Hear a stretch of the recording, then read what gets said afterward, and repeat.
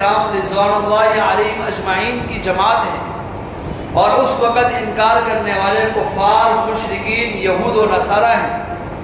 تو اللہ نے قرآن مجید کے ذریعے سے یہ پیغام دیا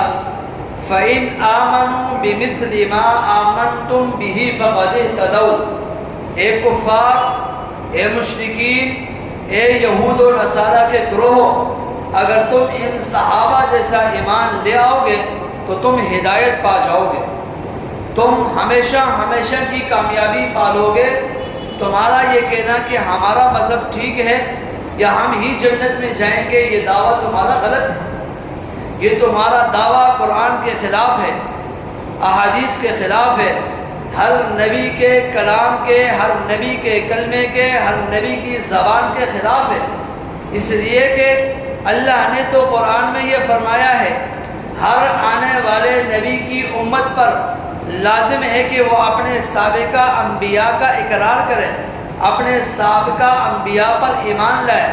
اور اس موجودہ نبی پر ایمان لانا سابقہ امت کے لیے ضروری ہے جب بعد کا نبی آ جائے۔ تو چنانچہ آخری پیغمبر امام الانبیاء خاتم الانبیاء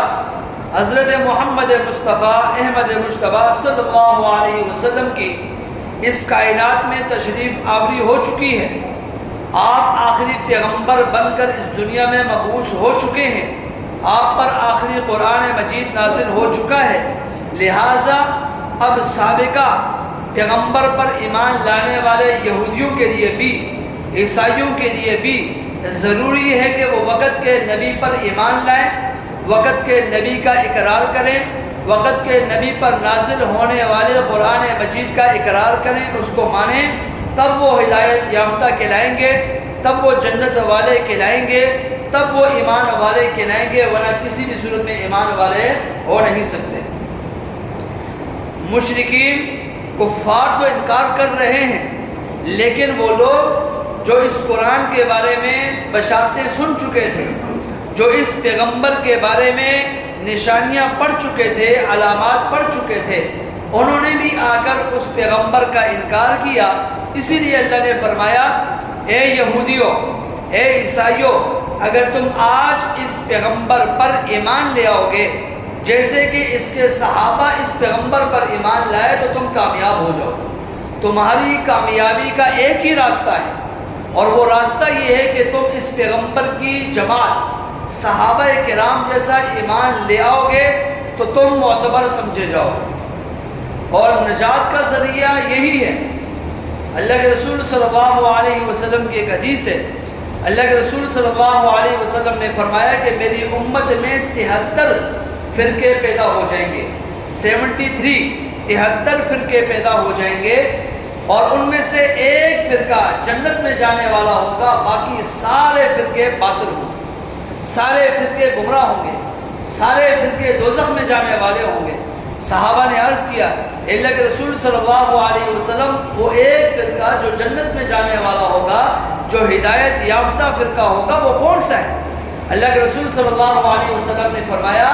جس پر میں اور میرے صحابہ ہیں وہی فرقہ، وہی طریقہ، وہی راستہ جنت کا ہے، اس کے علاوہ سارے راستے باطل ہیں۔ اب یہ ہمارے لیے ایک کسوٹی ہے، ایک ترازو ہے، ہمیں ٹٹولنا ہے کہ ہمارے اعمال، ہمارا طریقہ کار آیا پیغمبر علیہ السلام کا طریقے جیسا ہے کہ نہیں؟ آیا ہمارے جتنے بھی دنیا کے معاملات ہیں، ہمارے زندگی کے جتنے بھی کام ہیں، آیا وہ پیغمبر علیہ السلام اور آپ کے پیارے صحابہ جیسے ہیں کہ نہیں؟ اگر ان جیسے ہیں تو ہم یہ کہہ سکتے ہیں کہ ہم ایمان والے اور جنت والے ہیں۔ اگر ہم ان سے ہٹ کر کسی اور طریقے پر چل رہے ہیں تو پھر یاد رکھنا ہم یہ نہیں کہہ سکتے کہ ہم جنت والے ہیں یا ہم صحابہ کے نقش قدم پر چلنے والے ہیں، بلکہ ہم تو باطل فرقہ ان کے طریقے کو اپنا رہے ہیں اور ہم اپنے آپ کو ایمان سے ہٹا رہے ہیں۔ اس لیے یہ ہمارے لیے ترازو ہے۔ صحابہ اور پیارے آقا صلی اللہ علیہ وسلم کی سیرت، آپ کی سنت، آپ کا طریقہ کار ہم مسلمانوں کے لیے ایک طریقہ ہے، ایک ہدایت کا ذریعہ ہے، ایک ہدایت اور جنت کا راستہ ہے۔ اگر ہم پیغمبر علیہ السلام کے طریقے کے مطابق چلیں گے، ہمارا اٹھنا، ہمارا بیٹھنا، ہمارا چلنا، ہمارا پھرنا، ہمارا بولنا، ہمارا دنیا کا ایک ایک کام کرنا پیغمبر علیہ السلام جیسا ہوگا تو ہم ہدایت والے ہوں گے۔ ہمارا نظام صحابہ جیسا ہوگا، ہم ایمان والے ہوں گے، اور